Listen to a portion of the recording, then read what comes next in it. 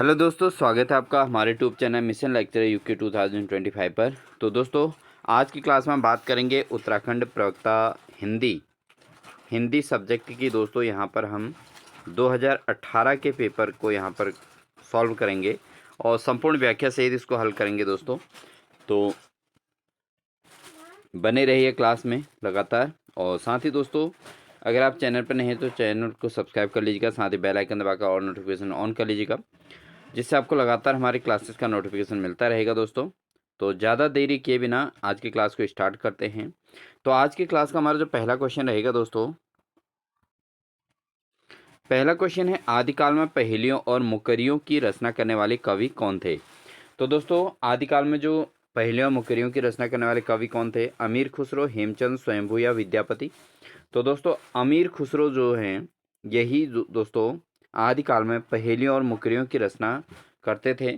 तो इन्हीं को आदिकाल में पहेलियों और मुकरियों की रचना करने वाले कवि के रूप में जाना जाता है, अमीर खुसरो। बढ़ते हैं दोस्तों अगले प्रश्न में। अगला क्वेश्चन है दोस्तों, आदिकाल को आधार काल किसने कहा है? तो आदिकाल को आधार काल किसने माना है? डॉक्टर नरेंद्र या आचार्य हजारी प्रसाद द्विवेदी, डॉक्टर मोहन अवस्थी या डॉक्टर राम कुमार वर्मा। तो दोस्तों, आदिकाल को आधार काल की संज्ञा जो दी गई है वो दी गई है डॉक्टर मोहन अवस्थी के द्वारा। तो ऑप्शन नंबर सी इसका बिल्कुल सही आंसर है। डॉक्टर मोहन अवस्थी ने आदिकाल को जो है हिंदी का आधार काल यहाँ पर माना है दोस्तों। ठीक है, तो ऑप्शन नंबर सी इसका सही आंसर हो जाएगा दोस्तों। इस प्रैक्टिस सेट के तौर पर जो 2018 का मॉडल पेपर यहाँ पर आया है, 2018 का पेपर है ये मेन पेपर। तो इसके द्वारा आप इस अपने क्वेश्चन पेपर के लेवल को समझिए और उसके आधार पर अपना मेन की तैयारी कीजिएगा दोस्तों। ठीक है, बढ़ते हैं अगले प्रश्न में। अगला प्रश्न है दोस्तों हमारा, आल्हा और उदल किस राजा के सामंत थे?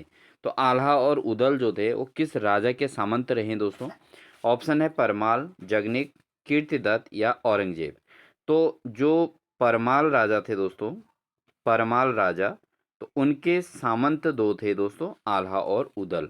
तो इसका मतलब ऑप्शन नंबर ए इसका बिल्कुल सही आंसर हो जाएगा। बढ़ते हैं दोस्तों अगले प्रश्न में। अगला क्वेश्चन है दोस्तों, नागपंथ के प्रवर्तक कौन हैं? तो नागपंथ के प्रवर्तक कौन है दोस्तों? चरपटनाथ या सत्येंद्रनाथ या गोरखनाथ या जलंधर नाथ। नागपंथ जो है ये किसकी रचना है दोस्तों? इसके प्रवर्तक कौन है? तो इसके प्रवर्तक दोस्तों गोरखनाथ हैं। कौन है? गोरखनाथ। नागपंथ के प्रवर्तक कौन है दोस्तों? गोरखनाथ। तो ऑप्शन नंबर सी इसका सही आंसर है दोस्तों। बढ़ेंगे अगले प्रश्न में। अगला क्वेश्चन है, सिद्धों की संख्या कितनी मानी जाती है? तो कितनी सिद्धियां हैं दोस्तों? 84, 65, 72 या 66। तो सिद्धों की संख्या जो मानी गई है दोस्तों, वो कुल मानी गई है 84। कितनी सिद्धियां होती है दोस्तों? ये होती है दोस्तों 84। ठीक है, तो ऑप्शन नंबर ए इसका बिल्कुल सही आंसर हो जाएगा। इन्हें सिद्ध कवि के रूप में जाना जाता है दोस्तों। और सिद्ध कवियों की जो संख्या है दोस्तों वो कितनी है? 84, 84 सिद्ध कवि हैं। ठीक है, बढ़ते हैं अगले प्रश्न में। अगला क्वेश्चन है, इनमें से कौन अष्टछाप का कवि नहीं है? तो अष्टछाप के कवि कौन नहीं है? ऑप्शन है कुंभनदास, सूरदास, हरिव्यास देव या चतुर्भुज दास। तो जो अष्टछाप के कवि कौन नहीं है ये पूछा गया दोस्तों। तो अष्टछाप के कवि हरिव्यास देव नहीं हैं, बाकी कुंभनदास, सूरदास और चतुर्भुज दास, ये तीनों के तीनों दोस्तों अष्टछाप के कवि रहे हैं। तो ऑप्शन नंबर सी इसका सही आंसर हो जाएगा दोस्तों। ठीक है, बाकी कुंभनदास, सूरदास और चतुर्भुज दास दोस्तों ये तीनों अष्टछाप के कवि रहे हैं। बढ़ते हैं अगले प्रश्न में। अगला प्रश्न है दोस्तों, हठ योग का उपदेश किसने दिया था? तो हठ योग का जो उपदेश दिया था वो किसने दिया था? ऑप्शन है गोरखनाथ ने, गौतम बुद्ध ने, कबीर ने या गुरु नानक ने। तो हठ योग का जो उपदेश दिया गया था दोस्तों, किसके द्वारा दिया गया था? ये दिया गया था गोरखनाथ के द्वारा दोस्तों, हठ योग का उपदेश दिया गया था। तो ऑप्शन नंबर ए इसका बिल्कुल सही आंसर होगा। बढ़ते हैं दोस्तों अगले प्रश्न में। अगला प्रश्न है, राम कथा सुंदर करतारी, संशय विहग उड़ावन हारी।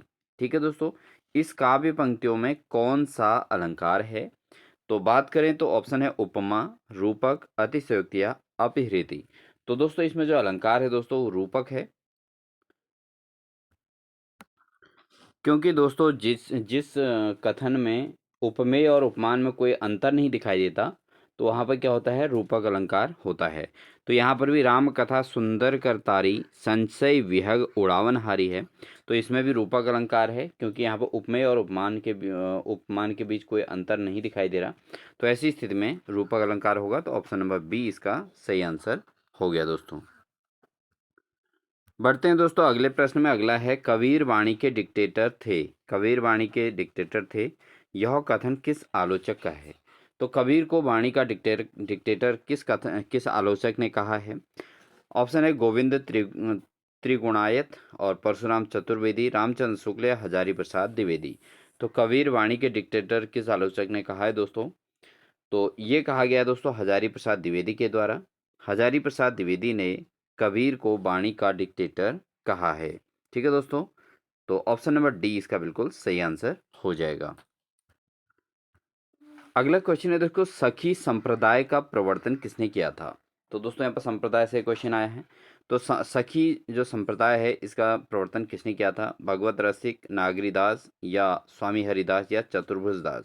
तो जो सखी संप्रदाय का प्रवर्तन किया था दोस्तों, ये किया गया था स्वामी हरिदास के द्वारा। तो स्वामी हरिदास ने दोस्तों सखी संप्रदाय का प्रवर्तन किया था, इसलिए ऑप्शन नंबर सी इसका बिल्कुल सही आंसर हो जाएगा। नेक्स्ट क्वेश्चन है दोस्तों, तुलसीदास को कलिकाल का वाल्मीकि किसने कहा था? तो कलिकाल का वाल्मीकि किसने कहा था तुलसीदास को? तो ये कहा था दोस्तों नाभादास ने। तो नाभादास ने ही तुलसीदास को कलिकाल का वाल्मीकि घोषित किया था। तो ऑप्शन नंबर ए इसका सही आंसर हो जाएगा दोस्तों। बढ़ते हैं अगले प्रश्न में। अगला क्वेश्चन है, मीरा की भक्ति किस प्रकार की है? तो मीरा की भक्ति को किस प्रकार से जाना गया है दोस्तों? मीरा की भक्ति किस प्रकार की थी? तो दास्य भाव या सख्य भाव या माधुर्य भाव या वैधि भाव। तो मीरा की जो भक्ति थी दोस्तों वो माधुर्य भाव युक्त थी। ठीक है, तो ये ऑप्शन जो है इसमें माधुर्य भाव जो है, ये ऑप्शन नंबर सी इसका बिल्कुल सही आंसर हो जाएगा। बढ़ते हैं दोस्तों अगले प्रश्न में। भक्ति काल हिंदी काव्य का स्वर्ण युग है, यह किसका कथन है? तो भक्ति काल को हिंदी काव्य का स्वर्ण युग किसने कहा था? तो ऑप्शन है रामचंद्र शुक्ल, जॉर्ज ग्रियर्सन या मिश्र बंधु या शिव सिंह सेंगर।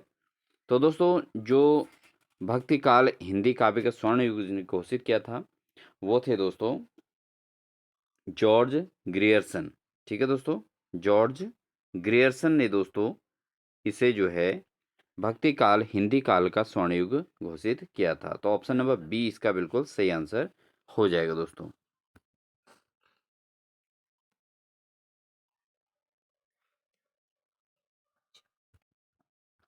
बढ़ते हैं दोस्तों अगले प्रश्न में। शुद्ध द्वैतवाद के प्रवर्तक कौन हैं? तो शुद्ध द्वैतवाद के प्रवर्तक जो हैं दोस्तों वो हैं वल्लभाचार्य। कौन है दोस्तों? वल्लभाचार्य दोस्तों शुद्धाद्वैतवाद के प्रवर्तक रहे हैं। तो ऑप्शन नंबर सी इसका सही आंसर हो जाएगा।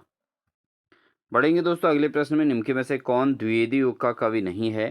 तो द्विवेदी युग का कवि कौन नहीं है इनमें से वो बताना है दोस्तों। ऑप्शन है अयोध्या सिंह उपाध्याय हरिऔध, गोपाल शरण सिंह, लोचन प्रसाद पांडे या रांगे राघव। तो दोस्तों जो द्विवेदी युग के कवि नहीं हैं वो बताना है। तो इनमें से तीन तो द्विवेदी युग के कवि हैं दोस्तों, लेकिन जो रांगे राघव हैं दोस्तों ये द्विवेदी युग के कवि नहीं हैं। बाकी अयोध्या सिंह उपाध्याय हरिऔध और गोपाल शरण सिंह और लोचन प्रसाद पांडे ये तीनों के तीनों दोस्तों द्विवेदी युग के कवि रहे हैं। तो ऑप्शन नंबर डी इसका सही आंसर हो जाएगा। बढ़ते हैं दोस्तों अगले प्रश्न में। प्राचीन पंडित और कवि किसकी रचना है? तो प्राचीन पंडित और कवि किसकी रचना है? ऑप्शन है भारतेंदु हरिश्चंद्र, आचार्य हजारी प्रसाद, महावीर प्रसाद द्विवेदी, बालकृष्ण भट्ट या स्वामी सत्यानंद। तो प्राचीन पंडित और कवि किसकी रचना है? ये है दोस्तों आपके बालकृष्ण भट्ट की रचना है। तो ऑप्शन नंबर बी इसका सही आंसर है। बालकृष्ण भट्ट की जो रचना है वो प्राचीन पंडित और कवि। ठीक है दोस्तों, बढ़ते हैं अगले प्रश्न में। अगला क्वेश्चन है दोस्तों, गोरखवाणी के संपादक कौन हैं? तो गोरखवाणी का जो संपादन किसने किया था दोस्तों? ये किया था दोस्तों पीताम्बर दत्त बर्थवाल ने। किसने किया था? पीताम्बर दत्त बर्थवाल ने दोस्तों गोरखवाणी के का संपादन किया था। ऑप्शन नंबर डी इसका सही आंसर हो जाएगा दोस्तों। बढ़ते हैं अगले प्रश्न में। अगला क्वेश्चन है, निम्न में से नंद दुलारे वाजपेयी की समीक्षा कृति कौन सी है? तो नंद दुलारे वाजपेयी की जो समीक्षा कृति है दोस्तों कौन सी है? तो वो है दोस्तों आपका हिंदी साहित्य 20वीं शताब्दी। ठीक है दोस्तों, ये समीक्षा कृति है क्योंकि इन्होंने 20वीं शताब्दी की हिंदी साहित्य की समीक्षा की थी नंद दुलारे वाजपेयी ने। तो ऑप्शन नंबर ए इसका बिल्कुल सही आंसर हो जाएगा दोस्तों। बढ़ते हैं दोस्तों अगले प्रश्न में। आचार्य रामचंद्र शुक्ल और हिंदी आलोचना नामक आलोचनात्मक कृति के लेखक कौन हैं? तो आचार्य रामचंद्र शुक्ल और हिंदी आलोचना नामक जो आलोचनात्मक कृति है, इसके लेखक कौन है दोस्तों? इसके लेखक हैं डॉक्टर रामविलास शर्मा। तो डॉक्टर रामविलास शर्मा दोस्तों ये आचार्य रामचंद्र शुक्ल और हिंदी आलोचना नामक आलोचनात्मक कृति के लेखक रहे हैं। तो ऑप्शन नंबर डी इसका बिल्कुल सही आंसर हो जाएगा। बढ़ते हैं दोस्तों अगले प्रश्न में। आचार्य महावीर प्रसाद द्विवेदी ने सरस्वती पत्रिका का संपादन कार्य किस वर्ष प्रारंभ किया था? तो आचार्य महावीर प्रसाद द्विवेदी ने जो सरस्वती नामक पत्रिका का संपादन किया था वो किस वर्ष किया था दोस्तों? ये किया था 1903 में। कब किया था दोस्तों? 1903 में आचार्य महावीर प्रसाद द्विवेदी ने अपने सरस्वती नामक जो पत्रिका है उसका संपादन किया था। तो ऑप्शन नंबर बी इसका बिल्कुल सही आंसर हो जाएगा दोस्तों। बढ़ते हैं दोस्तों अगले प्रश्न में। अगला क्वेश्चन है दोस्तों, प्रिय प्रवास का प्रथम प्रकाशन किस वर्ष में हुआ था? तो दोस्तों जो प्रिय प्रवास है रचना है इसका प्रकाशन सबसे पहले कब हुआ था? ये हुआ था दोस्तों आपके 1914 में। तो प्रिय प्रवास का जो प्रकाशन हुआ था सबसे पहले वो हुआ था दोस्तों 1914 में हुआ था। ठीक है दोस्तों, इसको आप नोट कर लीजिएगा, इंपॉर्टेंट क्वेश्चन भी है और आगामी एग्जाम में आ सकता है।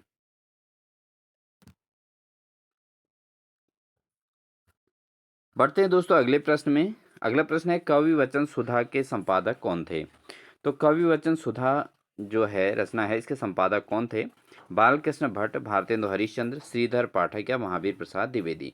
तो कवि वचन सुधा का जो संपादन किया था दोस्तों किसने किया था? ये किया था दोस्तों भारतेंदु हरिश्चंद्र ने। तो ऑप्शन नंबर बी इसका बिल्कुल सही आंसर है दोस्तों। भारतेंदु हरिश्चंद्र ने कवि वचन सुधा का संपादन किया था। बढ़ते हैं दोस्तों अगले प्रश्न में। राजा भोज का सपना इस कहानी के लेखक कौन हैं? तो राजा भोज का सपना नामक कहानी के लेखक कौन है दोस्तों? राजा शिव प्रसाद सितारे हिंद, डॉक्टर शिव प्रसाद सिंह, भारतेंदु हरिश्चंद्र या राजा लक्ष्मण सिंह। तो भोज का जो सपना कहानी है इसके लेखक कौन है दोस्तों? ये है दोस्तों राजा शिव प्रसाद सितारे हिंद। ठीक है, राजा भोज का सपना किसकी रचना है, किसके लिए ये कहानी के लेखक कौन है? ये है राजा शिव प्रसाद सितारे हिंद। ऑप्शन नंबर ए इसका बिल्कुल सही आंसर हो जाएगा दोस्तों। बढ़ते हैं दोस्तों अगले प्रश्न में। छायावाद विलायती अभिव्यंजनावाद का विलायती संस्करण है, यह कथन किसका है? तो ये कथन जो कहा गया दोस्तों, कहा गया छायावाद विलायती अभिव्यंजनावाद का विलायती संस्करण है। तो ये कथन किसने कहा था छायावाद को लेकर दोस्तों? ये कहा गया था रामचंद्र शुक्ल के द्वारा। तो ऑप्शन नंबर डी इसका सही आंसर हो जाएगा दोस्तों। ठीक है दोस्तों, इस पेपर में आप देख रहे होंगे कुछ क्वेश्चन बहुत आसान दिए हैं बट कुछ क्वेश्चन थोड़ा ज़्यादा गहराई तक हैं, जो कॉन्सेप्ट से रिलेटेड, जो कथन फैक्ट से रिलेटेड जो होते हैं, यानी कि किसी के अभिव्यक्ति जो होती है दोस्तों, उनको याद करना बहुत ज़रूरी होता है और इसी से दोस्तों आपकी मेरिट डिक्लेयर होती है। आसान क्वेश्चन सभी लोग कर लेते हैं, जो कॉमन होते हैं, जो बेसिकली आपने एनसीईआरटी में छोटी क्लास में पढ़े हुए होते हैं, वो आपको मेमोराइज रहते हैं। बट जो क्वेश्चन जो है थोड़ा क्रिटिकल होते हैं वहीं से मेरिट बनती है। इसलिए आप इसके लेवल को समझिए पेपर की, कि पेपर का लेवल क्या है और किस लेवल के क्वेश्चन आपके सिलेबस के अकॉर्डिंग आ रहे हैं। इस चीज़ को आपने इस पेपर के माध्यम से इम्पोर्टेंस देनी है और उस चीज़ को जो है आपने ज़्यादा स्टडी करनी है। बढ़ते हैं दोस्तों अगले प्रश्न में। अगला क्वेश्चन है दोस्तों, महादेवी वर्मा को किस काव्य संग्रह या पर ज्ञानपीठ पुरस्कार प्रदान किया गया था? तो दोस्तों महादेवी वर्मा को जो ज्ञानपीठ पुरस्कार मिला था उस किस क्षेत्र में मिला था, कौन सा उनका काव्य संग्रह था? तो दोस्तों वो था आपका यामा। तो यामा जो उनकी काव्य संग्रह थी दोस्तों, उसके लिए महादेवी वर्मा को दोस्तों ज्ञानपीठ पुरस्कार से सम्मानित किया गया था। तो ऑप्शन नंबर ए इसका बिल्कुल सही आंसर है दोस्तों। बढ़ते हैं अगले प्रश्न में। बढ़ेंगे दोस्तों अगले प्रश्न में। अगला प्रश्न है, जालपा हिंदी के किस प्रसिद्ध उपन्यास की नायिका है? ठीक है, तो जालपा जो है हिंदी के उपन्यास के नायिका रही है। तो किस उपन्यास की नायिका है? ऑप्शन है प्रेमाश्रम, सेवा सदन, गबन या परीक्षा गुरु। तो जो जालपा है दोस्तों, ये जो है ये गबन नामक जो उपन्यास है इसकी एक नायिका रही है दोस्तों। ठीक है, गबन उपन्यास की नायिका का क्या नाम है दोस्तों? यह है जालपा। ठीक है दोस्तों, तो ऑप्शन नंबर सी इसका बिल्कुल सही आंसर हो जाएगा। बढ़ते हैं दोस्तों अगले प्रश्न में। भाषा और समाज पुस्तक के लेखक कौन हैं? तो भाषा और समाज नामक पुस्तक के लेखक कौन है दोस्तों? ऑप्शन है रामविलास शर्मा, भोलानाथ तिवारी, भगीरथ मिश्र या डॉक्टर कर्ण सिंह। तो भाषा और समाज नामक जो पुस्तक है इसके लेखक हैं दोस्तों, वह हैं रामविलास शर्मा। भाषा और समाज नामक पुस्तक किसने लिखी है दोस्तों? ये लिखी है रामविलास शर्मा ने। ठीक है दोस्तों, रामविलास शर्मा ने लिखी है। तो ऑप्शन नंबर ए इसका बिल्कुल सही आंसर हो जाएगा दोस्तों। अगला क्वेश्चन है दोस्तों, बहुत कॉमन सा क्वेश्चन है जो सामान्यतः समूह ग के हर पेपर में आता है हिंदी वाले में। तो आवारा मसीहा के लेखक कौन हैं? तो आवारा मसीहा के लेखक कौन है दोस्तों? ऑप्शन है कन्हैया लाल मिश्र, प्रभाकर, प्रभाकर माचवे, विष्णु प्रभाकर या बनारसी लाल चतुर्वेदी, बनारसी दास चतुर्वेदी। तो दोस्तों इसका जो आवारा मसीहा जो लिखी है वो लिखी है विष्णु प्रभाकर ने। तो ऑप्शन नंबर सी इसका बिल्कुल सटीक आंसर है दोस्तों। बढ़ते हैं दोस्तों अगले प्रश्न में। अगला क्वेश्चन है दोस्तों, छायावाद को स्थूल के प्रति सूक्ष्म का विद्रोह किस आलोचक ने कहा है? तो छायावाद को स्थूल के प्रति सूक्ष्म का विद्रोह किस आलोचक ने कहा है?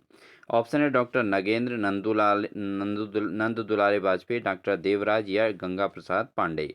तो दोस्तों स्थूल के प्रति सूक्ष्म का विद्रोह छायावाद को किसने कहा था? ठीक है, किस आलोचक ने कहा था? तो दोस्तों ये कहा था डॉक्टर नरेंद्र ने। किसने कहा था दोस्तों? डॉक्टर नरेंद्र ने दोस्तों छायावाद को क्या कहा था? स्थूल के प्रति सूक्ष्म का विद्रोह। ठीक है, स्थूल के प्रति सूक्ष्म का विद्रोह किसने कहा था? ये कहा था डॉक्टर नरेंद्र ने। ठीक है दोस्तों, बढ़ते हैं अगले प्रश्न में। अगला क्वेश्चन है दोस्तों क्वेश्चन नंबर 30, जो यहाँ पर टाइपिंग मिस्टेक है दोस्तों, कि जहाज का पंछी। ठीक है दोस्तों, जहाज का पंछी, तो ये हमारा क्वेश्चन है, किस प्रकार का उपन्यास है? तो जहाज का पंछी एक किस प्रकार का उपन्यास है दोस्तों, ये बताना है क्वेश्चन नंबर 30 में। तो जहाज का पंछी जो उपन्यास है दोस्तों, ये कैसा है? ये है एक मनोवैज्ञानिक उपन्यास। क्या है दोस्तों? मनोवैज्ञानिक। ठीक है दोस्तों, इसको आप नोट कर लीजिएगा। ये एक प्रकार का मनोवैज्ञानिक उपन्यास है दोस्तों, जहाज का पंछी। ठीक है दोस्तों, इसको नोट कर लीजिएगा, क्वेश्चन नंबर 30 ये आया था। तो इम्पोर्टेंट क्वेश्चन भी है, जहाज का पंछी किस प्रकार का उपन्यास है? तो जहाज का पंछी जो है दोस्तों, यह है एक मनोवैज्ञानिक उपन्यास है। ठीक है, तो इसको आप नोट कर लीजिएगा। बढ़ते हैं अगले प्रश्न में। अगला क्वेश्चन है दोस्तों, क्या भूलें क्या याद करूं किसकी आत्मकथा का पहला खंड है? तो क्या भूलों क्या याद करूं किसकी आत्मकथा है दोस्तों, और उसका पहला खंड है, किसकी आत्मकथा है क्या भूलों क्या याद करूं? ये दोस्तों हरिवंश राय बच्चन की है। ठीक है, जो अमिताभ बच्चन के पिताजी रहे दोस्तों, हरिवंश राय बच्चन। ठीक है दोस्तों, हिंदी में इनका भी काफ़ी योगदान है। ठीक है दोस्तों, हरिवंश राय बच्चन। ठीक है, ये जो है इनकी आत्मकथा है, क्या भूलें क्या याद करें। ठीक है दोस्तों, क्या भूलूं क्या याद करूं इनकी रचना है। तो ऑप्शन नंबर ए इसका बिल्कुल सही आंसर हो जाएगा। बढ़ते हैं दोस्तों अगले प्रश्न में। कविता के नए प्रतिमान किस आलोचक की कृति है? तो कविता के नए प्रतिमान किस आलोचक की कृति है दोस्तों? ऑप्शन है लक्ष्मीकांत वर्मा, नामवर सिंह, राम स्वरूप चतुर्वेदी या रामविलास शर्मा। तो कविता के नए प्रतिमान जो है किस आलोचक की कृति है? तो ये है दोस्तों नामवर सिंह की। किसकी कृति है? नामवर सिंह की ये कृति है दोस्तों, कविता के नए प्रतिमान। ठीक है दोस्तों, बढ़ते हैं दोस्तों अगले प्रश्न में। अगला क्वेश्चन है, तार सप्तक का प्रथम बार प्रकाशन किस वर्ष हुआ था? तो दोस्तों जो तार सप्तक है इसकी जो प्रथम बार प्रकाशन हुआ था वो कब हुआ था? ये हुआ था दोस्तों आपके 1943 में। 1943 में दोस्तों तार सप्तक का प्रथम बार प्रकाशन किया गया था। ठीक है, ऑप्शन नंबर सी इसका बिल्कुल सही आंसर हो जाएगा। बढ़ते हैं दोस्तों अगले प्रश्न में। निम्नलिखित में से मनोहर श्याम जोशी का उपन्यास कौन सा है? तो इसमें मनोहर श्याम जोशी का उपन्यास पूछा गया है। ऑप्शन है हरिया हरजुलिज की हैरानी, या उपसंहार, सुरंग में सुबह, या नमामि ग्रामम। तो मनोहर श्याम जोशी का जो उपन्यास है दोस्तों कौन सा है? यह है दोस्तों हरिया हर हरक्यूलिस की कहाँ हैरानी। ठीक है, हरिया हरक्यूलिस की हैरानी दोस्तों ये श्याम मनोहर जोशी जी का उपन्यास रहा है। तो ऑप्शन नंबर ए इसका बिल्कुल सही आंसर हो जाएगा। बढ़ते हैं दोस्तों अगले प्रश्न में, भारत के संविधान में हिंदी को राजभाषा की मान्यता कब प्रदान की गई थी? तो भारत के संविधान में जो हिंदी है इसको राजभाषा की मान्यता कब प्रदान की गई थी दोस्तों? ये भी एक इम्पॉर्टेंट क्वेश्चन है। तो दोस्तों जो हिंदी को राजभाषा की जब मान्यता मिली थी वो मिली थी 14 सितंबर 1949 को। ठीक है, 1949। और 14 सितंबर को दोस्तों हिंदी दिवस मनाया जाता है, ये आप सभी हिंदी प्रेमी जानते हैं। तो 14 सितंबर 1949 को दोस्तों हिंदी को राजभाषा की मान्यता प्रदान की गई थी। तो ऑप्शन नंबर 20 का सही आंसर हो जाएगा दोस्तों। बढ़ते हैं अगले प्रश्न में। अगला क्वेश्चन है, हिंदी का संबंध किस भाषा परिवार से है? तो दोस्तों हिंदी का जो संबंध है वो किस भाषा परिवार से है? भारोपीय, द्रविड़, यूराल अल्ताई, या चीनी तिब्बती। तो हिंदी का संबंध किस भाषा से है दोस्तों? हिंदी का संबंध मुख्यतः है दोस्तों भारोपीय से है। किससे है दोस्तों? भारोपीय। ठीक है, तो हिंदी का संबंध दोस्तों भारोपीय परिवार से है। तो ऑप्शन नंबर ए इसका बिल्कुल सही आंसर हो जाएगा। अगला क्वेश्चन है दोस्तों, केंद्रीय हिंदी संस्थान का मुख्यालय कहाँ स्थित है? तो केंद्रीय हिंदी संस्थान का मुख्यालय कहाँ है दोस्तों? ऑप्शन है लखनऊ, वाराणसी, नई दिल्ली, या आगरा। तो केंद्रीय हिंदी संस्थान का जो मुख्यालय है दोस्तों वह है आगरा में। कहाँ है? आगरा में केंद्रीय हिंदी संस्थान का मुख्यालय बनाया गया है। दोस्तों यहाँ पर भारोपीय का जो संबंध है वह है भारत और यूरोपीय। ठीक है दोस्तों, इस चीज़ को भी समझ लें, भारत और यूरोपीय से संबंधित है दोस्तों भारोपीय का संबंध। ठीक है, ये भारोपीय भाषा परिवार संबंधित है। यह दुनिया का सबसे बड़ा भाषा परिवार है दोस्तों। ठीक है, इस परिवार में क्या क्या आते हैं दोस्तों? वो आते हैं अंग्रेजी भाषा भी आती है, रूसी आती है, फारसी, और उसके अलावा पंजाबी, जर्मन, नेपाली, और ये भाषाएं भी इसके अंतर्गत आती हैं। इसलिए इसको भारत और यूरोपीय भाषा को टोटल मिला के भारोपीय शब्द दिया गया है दोस्तों। तो हिंदी का संबंध भी भारोपीय भाषा परिवार से है, तो इसको समझना भी जरूरी था दोस्तों। ठीक है, बढ़ते हैं अगले प्रश्न में। तो केंद्रीय हिंदी संस्थान का जो मुख्यालय है दोस्तों ये तो आगरा में है, इसको हम कर चुके हैं। ठीक है दोस्तों, बढ़ते हैं दोस्तों अगले प्रश्न में। अगला प्रश्न है, मालवी हिंदी की किस उपभाषा की बोली है? तो जो मालवी है वो हिंदी की किस उपभाषा की बोली है? राजस्थानी, पश्चिमी, पूर्वी, या बिहारी। तो दोस्तों जो मालवी है वह है राजस्थानी। क्या है दोस्तों? यह है राजस्थानी है दोस्तों। ठीक है, हिंदी की जो है मालवी जो है हिंदी की राजस्थानी उपभाषा की बोली है दोस्तों। ठीक है, बढ़ते हैं अगले प्रश्न में। अगला प्रश्न है, निम्न में से कौन सी बोली मध्य पहाड़ी हिंदी उपभाषा के अंतर्गत आती है? तो दोस्तों जो कौन सी बोली है मध्य पहाड़ी हिंदी उपभाषा के अंतर्गत आती है? ऑप्शन है नेपाली, गढ़वाली, लहंदा, या ब्रज सॉरी दोस्तों ब्रज। ठीक है, तो कौन सी बोली मध्य पहाड़ी हिंदी उपभाषा के अंतर्गत आती है दोस्तों? यह है दोस्तों गढ़वाली।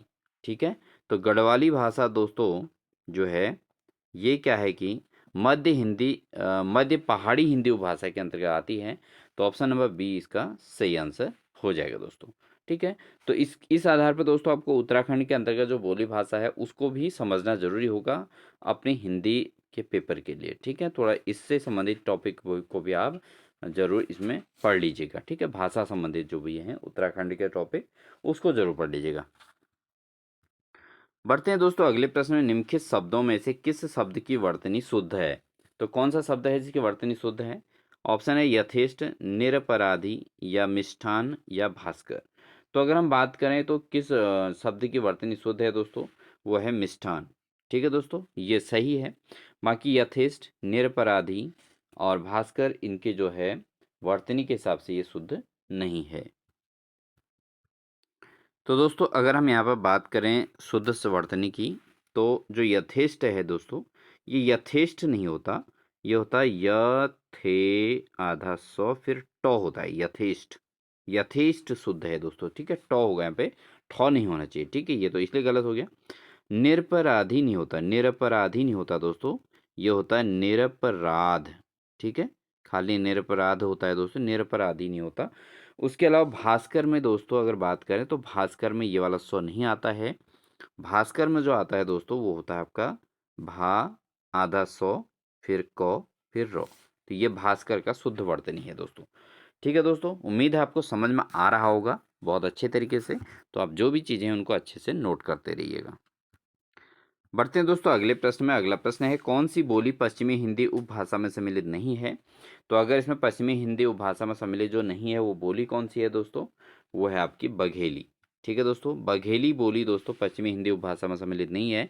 बकाया इसके अलावा बात करें तो पश्चिमी हिंदी के अंतर्गत ब्रज भी आती है, बांगरू भी आती है और खड़ी बोली भी आती है।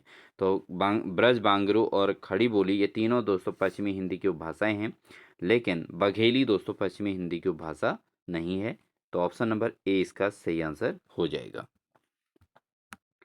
बढ़ते हैं दोस्तों क्वेश्चन नंबर 42 में। निम्नलिखित में से किस शब्द में वर्तनी संबंधी अशुद्धि है? जागृत, जागृति, उन्नत या पृष्ठ। तो इसमें से कौन सा वर्तनी के दृष्टिकोण से अशुद्ध है दोस्तों? वह है जागृति। तो जागृति ऐसे नहीं होता दोस्तों, ये होता है जागृति। ठीक है, तो ये इसका शुद्ध रूप है, तो इसलिए जो है अशुद्ध जो है ये शब्द है। बाकी जागृत भी ठीक है दोस्तों, उन्नत भी ठीक है, पृष्ठ भी ठीक है, बाकी सारे ऑप्शन सही हैं। बट बी इसका जो है रॉन्ग आंसर है, और इस प्रश्न के अकॉर्डिंग बी इसका सही आंसर हो जाएगा, क्योंकि यहाँ पर अशुद्ध पूछा गया है। बढ़ेंगे दोस्तों अगले प्रश्न में। पावस शब्द है, तो पावस किस प्रकार का शब्द है? तत्सम, देशज, तद्भव या संकर। तो पावस दोस्तों क्या शब्द है? यह है तद्भव शब्द। ठीक है दोस्तों, ये कैसा शब्द है दोस्तों? यह है तद्भव शब्द। तत्सम और तद्भव होते हैं। तो तत्सम वो होते हैं दोस्तों जो संस्कृत के शब्दों को समान रूप में ले लिया जाता है, और तद्भव होते हैं जो है संस्कृत के शब्दों का जो अपभ्रंश हो जाता है दोस्तों, यानी कि उनका हिंदी के रूप में थोड़ा थोड़ा रूपांतरण हो जाता है, तो उनको तद्भव कहा जाता है दोस्तों। ठीक है, तो पावस दोस्तों यहाँ पे कैसा शब्द है? तद्भव शब्द है। अगला क्वेश्चन है, इनके में से कौन सा वाक्य शुद्ध है? तो इसमें से शुद्ध वाक्य चुनना है दोस्तों, तो हम सीधे सीधे इसका शुद्ध वाक्य ही लेते हैं। तो इसमें जो शुद्ध वाक्य है दोस्तों कौन सा है? वो है आपका, हमारा लक्ष्य देश की चहुमुखी प्रगति होना चाहिए। ठीक है दोस्तों, बाकी इसमें से तीनों ये गलत हैं, तो गलत चीज़ों को हमने नहीं पढ़ना है, हमने सही चीज़ पढ़नी है। तो ये हमारा लक्ष्य देश की चहुमुखी प्रगति होना चाहिए। तो वाक्य शुद्धिकरण का आपका टॉपिक इसके अंतर्गत रहेगा, और उसको आपने अच्छे से सीखना है दोस्तों। बढ़ेंगे दोस्तों अगले प्रश्न में। निम्न में से कौन सा शब्द तत्सम नहीं है? तो कौन सा शब्द तत्सम नहीं है? सुमिरण, श्रावण, खरपर और अर्पण। तो दोस्तों इसमें तत्सम शब्द कौन सा नहीं है ये पूछा गया है। सुमिरण दोस्तों ये जो है तत्सम शब्द नहीं है। बाकी अगर बात करें श्रावण, खरपर और अर्पण, ये तीनों के तीनों ये शुद्ध रूप से तत्सम शब्द हैं। सुमिरण यहाँ पर जो है तत्सम शब्द नहीं है, ये जो है इसका तद्भव रूप बन चुका है दोस्तों। ठीक है, बढ़ते हैं अगले प्रश्न में। अगला क्वेश्चन है, जिसे बुलाया न गया हो वाक्यांश के लिए उपयुक्त शब्द है। तो जिसे बुलाया न गया हो वाक्यांश के लिए उपयुक्त शब्द क्या है? अतिथि, अनागत, अनाहुत या अयाचित। तो जिसको बुलाया ही नहीं गया हो दोस्तों उसको क्या कहेंगे? अनाहुत कहेंगे दोस्तों। ठीक है, बिना सूचना के आने वाले व्यक्ति या बिना बुलाए आने वाले व्यक्ति को कहा जाता है, उसके लिए जो शब्द होता है वो होता है अनाहुत। ठीक है दोस्तों, दोस्तों आप हमारे हिंदी के प्लेलिस्ट में जाइए, और वहाँ पर आपको वाक्यांश के लिए एक शब्द, तत्सम शब्द, तद्भव शब्द, पर्यायवाची शब्द, इससे संबंधित सभी प्रकार की क्लासेज हमारे चैनल पे हो चुकी हैं दोस्तों। तो आप प्लेलिस्ट में जाइए, हिंदी के प्लेलिस्ट में ही आप हैं, और उसी में आपने देखना है, आपको सारी क्लासेस का स्टडी कीजिए। बहुत इंपॉर्टेंट हमने वहाँ पर फैक्ट ले रखे हैं, बहुत इंपॉर्टेंट क्वेश्चंस को ले रखे हैं। क्वेश्चन आंसर के थ्रू नहीं दोस्तों, वहाँ पूरा टॉपिक समझाया गया है, इसलिए आप उसको अच्छे से स्टडी कीजिएगा, आपकी तैयारी मजबूत हो जाएगी। ठीक है दोस्तों, बढ़ते हैं अगले प्रश्न में। अगला क्वेश्चन है, जिसका संबंध उपनिवेश से हो उसके लिए क्या शब्द होगा? तो जिसका संबंध उपनिवेश से हो उसको उसके लिए एक शब्द क्या है दोस्तों? वह है औपनिवेशिक। ठीक है दोस्तों, उपनिवेश से संबंधित जो होगा तो उसको बोलते हैं औपनिवेशिक कहा जाता है दोस्तों। क्या कहा जाता है? औपनिवेशिक। ठीक है, तो ऑप्शन नंबर ए इसका बिल्कुल सही आंसर हो जाएगा। बढ़ते हैं दोस्तों अगले प्रश्न में। जो ज्ञात इतिहास के पूर्व का हो उसके लिए एक शब्द क्या है? जो ज्ञात इतिहास से पूर्व का है, यानी कि जिस जहाँ तक इतिहास की जानकारी है और उससे पहले की जो खबर है, उसको क्या कहते हैं दोस्तों? उसको कहा जाता है प्राग ऐतिहासिक काल। तो क्या कहा जाता है दोस्तों? प्राग ऐतिहासिक काल कहा जाता है दोस्तों। और प्राग ऐतिहासिक काल का टॉपिक हमारे हिंदी के अंतर्गत बहुत अच्छे से समझाया गया है दोस्तों। आप इसको बिल्कुल हमारे प्लेलिस्ट में जाइए और उसको डीप तरीके से स्टडी कीजिए बहुत अच्छे से। एक क्लास के अंतर्गत हमने इतना अच्छे से समझा रखा है दोस्तों, आप पढ़ेंगे तो आपको प्राग ऐतिहासिक काल का कॉन्सेप्ट बिल्कुल आसानी से क्लियर हो जाएगा। तो इसलिए जो है प्लेलिस्ट में आप ज़रूर वॉच कीजिएगा दोस्तों। ऑप्शन नंबर सी यहाँ पर सही है, क्योंकि इतिहास से पूर्व का जो ज्ञात इतिहास है उससे पूर्व की बातों को प्राग ऐतिहासिक कहा जाता है। Option number C right answer. अगला क्वेश्चन है दोस्तों, अत्यंत शब्द में कौन सा उपसर्ग है? तो अत्यंत में कौन सा उपसर्ग है दोस्तों? अत्य, अत, अत्यन या अति? तो दोस्तों इसमें जो है अत्यंत में दोस्तों अति धन अंत होता है, ठीक है। तो अति धन अंत होता है दोस्तों, तो अत्यंत बनेगा। तो इसमें जो है अति क्या है? उपसर्ग है। और अगर हम पीछे किसी शब्द के पीछे कुछ लगाते हैं तो वहाँ पर जो है वो प्रत्यय कहलाता है दोस्तों, ठीक है।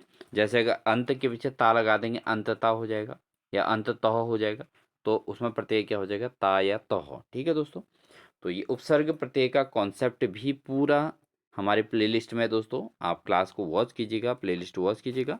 उपसर्ग और प्रत्यय पूरे अच्छे तरीके से एक्सप्लेन किया हुआ है दोस्तों, ठीक है।